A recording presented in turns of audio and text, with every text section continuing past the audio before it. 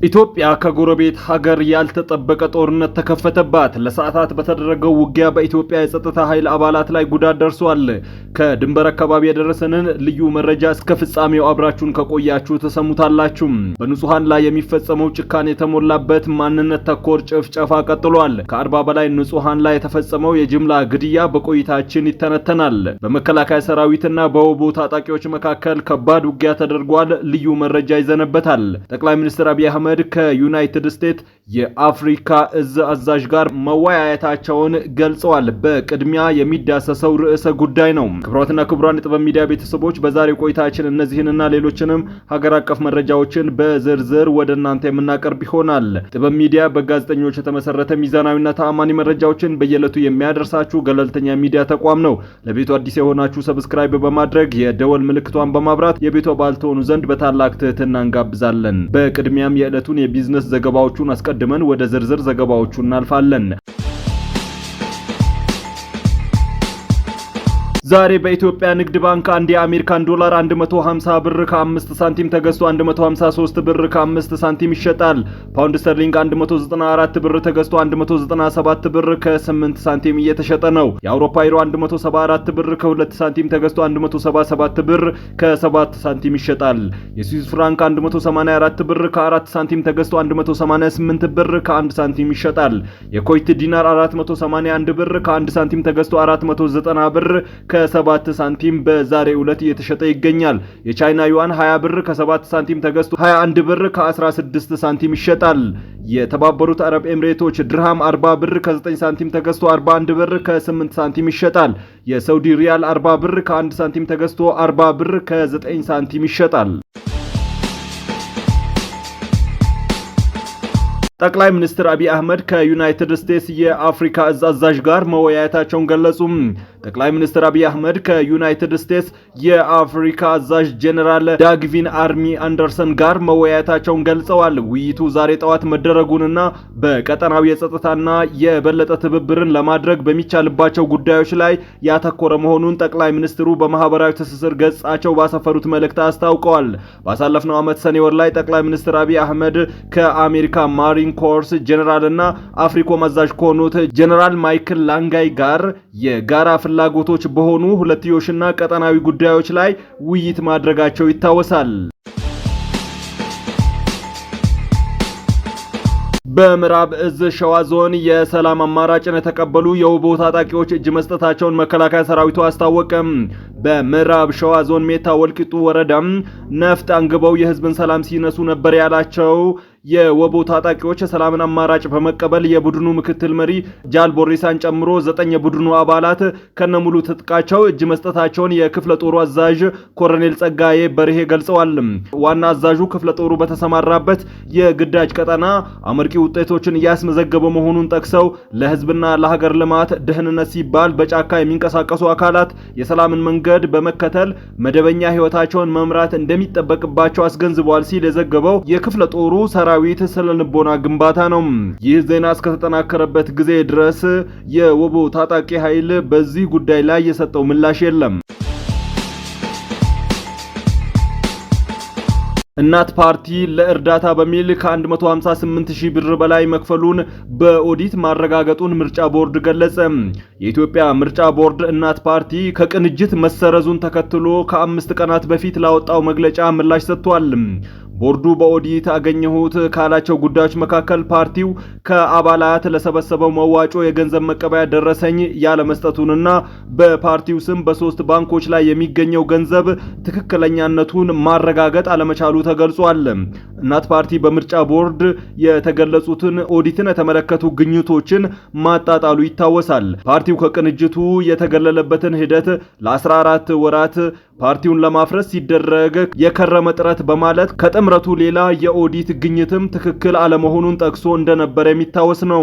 በፓርቲው አንዳንድ አመራሮች ከፍተኛ የህግና የፓርቲውን መተዳደሪያ ደንብ በመጣስ ብሔራዊ ስራ አስፈጻሚ ሹመት ማከናወኑን ገልጿል። የፓርቲው ገንዘብ ለታለመለት ዓላማ የዋለ አለመሆኑን አንስቶ ግልጽ ያልሆኑ የአከፋፈል አስተዳደር በፓርቲው ፕሬዝዳንት ፍላጎት ብቻ ገንዘብ ወጪ መደረጉን በሪፖርቱ አመላክቷል። ምርጫ ቦርድ ፓርቲው ቀጣይ የበጀት ድጋፍ ከመንግስት ከመቀበሉ በፊት ህጉ በሚያዘው መሰረት እናት ፓርቲ በ2016 ዓ.ም ከመንግስት ያገኘውን በጀት አስመርምሮ እንዲያቀርብ መደረጉን ገልጿል። ለ275 ተቃዋሚዎች የአመራር ቦታዎችን መስጠቱን አስታወቀ። ገዢው ብልጽግና ፓርቲ የፖለቲካ ምህዳሩን የማስፋት ጥረት አካል ነው ባለው ሂደት 4 ሚኒስትርና 3 ሚኒስትር ዴኤታን ጨምሮ 275 የመንግስት የአመራር ቦታዎችን ከተፎካካሪ የፖለቲካ ፓርቲዎች ለመጡ አመራሮች መስጠቱን አስታውቋል። ይህ የተገለጸው በኢትዮጵያ የዩናይትድ ኪንግደም አምባሳደርና የአፍሪካ ህብረት ቋሚ መልእክተኛ ዳራን ዊችል ትናንት የብልጽግና ፓርቲ ዋና ጽህፈት ቤትን በመጎብኘት ከፓርቲው ምክትል ፕሬዝዳንትና ዋና ጽህፈት ቤት ኃላፊ አደም ፋራ ጋር ውይይት ባደረጉበት ወቅት መሆኑን ፓርቲው በይፋዊ ማህበራዊ ትስስር ገጾቹ ላይ ባሰራጨው መረጃ አስታውቋል። ፓርቲው እንደገለጸው አምባሳደር ዊችል ከልኡካን ቡድናቸው ጋር በመሆን በአስተዳደር በልማት ትብብርና በኢትዮጵያና በዩናይትድ ኪንግደም መካከል ያለውን ግንኙነት በማጠናከር ረገድ በፓርቲ ዲፕሎማሲ ሚና ዙሪያ ከአደም ጋር ውይይት አድርገዋልም ብሏል። በተጨማሪም ፓርቲው በኢትዮጵያና በዩናይትድ ኪንግደም መካከል ለረጅም ዓመታት የቆየ ታሪካዊና ስትራቴጂካዊ ግንኙነት መኖሩን ሁለቱም ወገኖች አጽንኦት መስጠታቸውን ገልጾ በባህል፣ በፖለቲካ፣ በተቋማዊ ዘርፎች ትብብር ማጠናከር አስፈላጊ መሆኑን አስምረውበታልም ብሏል። ይህ ዜና እስከተጠናከረበት ጊዜ ድረስ የዩናይትድ ኪንግደም አምባሳደር ዊችልም ሆነ ኤምባሲው ስለ ጉብኝቱ ይፋዊ መግለጫ አላወጡም። በቤንሻንጉል ጉሙዝ ክልል የወቦ ታጣቂዎች በፈጸሙት ጥቃት ህፃናት፣ ነፍሰ ጡር እናቶችን ጨምሮ ከ40 በላይ ሰዎች መገደላቸውን ነዋሪዎችና የአካባቢው ባለስልጣናት ተናገሩ። ታጣቂዎቹ ጥቃቱን የፈጸሙት በምዕራብ ኢትዮጵያ በምትገኘው ቤንሻንጉል ጉሙዝ ክልል ቡለን ወረዳ በኩጂ ቀበሌ ህዳር 13 ቀን 2018 ዓ.ም ነው። የቡለን ወረዳ አስተዳዳሪ እነመረ ማሩ በጥቃቱ 36 ሰዎች መገደላቸውን መረጃ እንዳላቸው ሲናገሩ የአካባቢው ሚሊሻ ደግሞ እስከ 40 ሰዎች መቅበራቸውንና እሁድ ዕለት ደግሞ ወደ ቡለን ለሕክምና የሄዱ 2 ሰዎች ሞተው መምጣታቸውን ገልጸዋል። ከቤንሻንጉል ጉሙዝ ክልል ቡለንና ወምብራ ወረዳ የሚያካትት የሺናሻ ልዩ ምርጫ ክልል የህዝብ ተወካዮች ምክር ቤት ተወካይ የሆኑት መብራቱ አለሙ ደግሞ ጥቃቱ ቅዳሜ ሌሊት 11 ሰዓት ጀምሮ መፈጸሙንና ከ40 በላይ ሰዎች መገደላቸውን ተናግረዋል። የምክር ቤት አባሉ መብራቱ ሲናገሩ በኩጂ ቀበሌ ከተማ ላይ ነው ነዋሪዎች እንቅልፍ ላይ እያሉ ታጣቂዎች ገብተው ተኩስ መክፈታቸውንና ነዋሪዎች ተደናግጠው ሲወጡና በተኙበት ያገኟቸው ላይ ግድያ መፈጸማቸውን ተናግረዋል። የቤተሰብ አባላቸው የተገደሉባቸው አንድ ግለሰብ ታጣቂዎች ከ41 በላይ ሰዎች መግደላቸውን እንደሚያውቁ ተናግረዋል። በአጠቃላይ በጥቃቱ ጉዳት ደርሶባቸው ለሕክምና ሄደው የሞቱትን ጨምሮ ቁጥራቸው ወደ 42 የሚሆኑ ነዋሪዎች በጥቃቱ መገደላቸውን የአካባቢው ነዋሪዎችና ባለስልጣናት ገልጸዋል። የህዝብ ተወካዮች ምክር ቤት አባሉ እንደሚናገሩት ታጣቂዎቹ በኩጂ ከተማ መሃል በመግባት በፈጸሙት ጥቃት ወደ 40 ሰዎች መገደላቸውን፣ ቆስለው ሆስፒታል ከገቡት ውስጥም የሞቱ መኖራቸውን መስማታቸውን ተናግረዋል። አክለውም የ31 ሰዎችን አስክሬን ቆጥሬያለሁ ያለ ሰው አናግሬያለሁ በማለት ሟቾቹ የተገደሉት በየቤታቸው ደጃፍ ላይ መንገድ ላይ በተገኙበት መሆኑን ገልጸዋል። መንግስት በሽብርተኝነት የፈረጀው የኦሮሞ ነጻነት ሰራዊት ታጣቂዎች እንደፈጸሙት በተነገረው በዚህ ጥቃት ከ1 ዓመት ህፃን ጀምሮ እስከ 80 ዓመት አዛውንት ሴቶች እንዲሁም ነፍሰ ጡሮች እንደሚገኙበት የምክር ቤት አባሉ ተናግረዋል።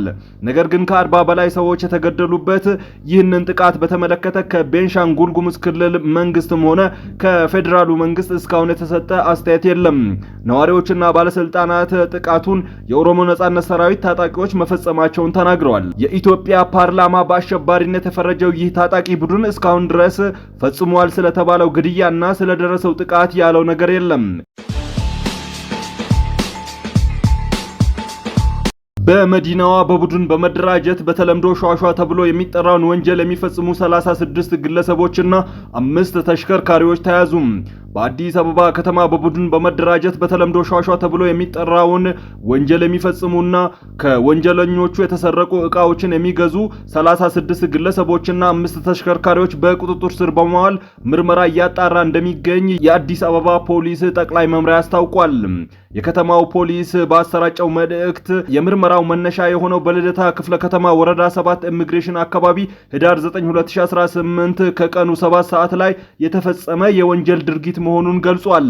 ይህም የግል ተበዳይ ኢየሩሳሌም ግርማ ትራንስፖርት በመጠቀም ላይ እንዳለች ወንጀል ፈጻሚዎቹ የሰሌዳ ቁጥሩ 3 ማዕከላዊ ኢትዮጵያ 101 158 ሚኒባስ ተሽከርካሪ ይዘው በመንቀሳቀስ የትነሽ በማለት ካሳፈሯት በኋላ ሞባይል ስልኳን ለመቀማት ሲታገሉ በአካባቢው ላይ በወንጀል መከላከል ስራ ላይ በነበሩ የፖሊስ አባላት እይታ ውስጥ መውደቃቸውን አስታውቋል።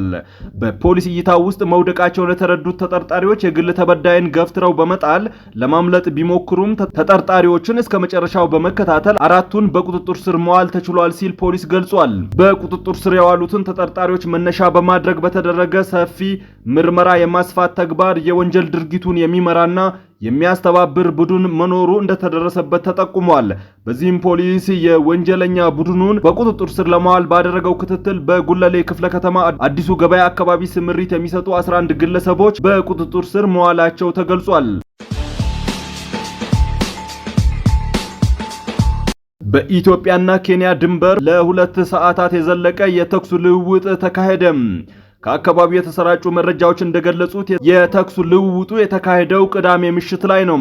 በኢትዮጵያ ውስጥ የሚገኙት የዳሰነች ጎሳ አባላት ታጣቂዎች ወደ ኬንያ ድንበር 1 ኪሎ ሜትር ዘልቀው በመግባት የተኩስ እሩምታ መክፈታቸውን ዘገባዎች አስታውቀዋል።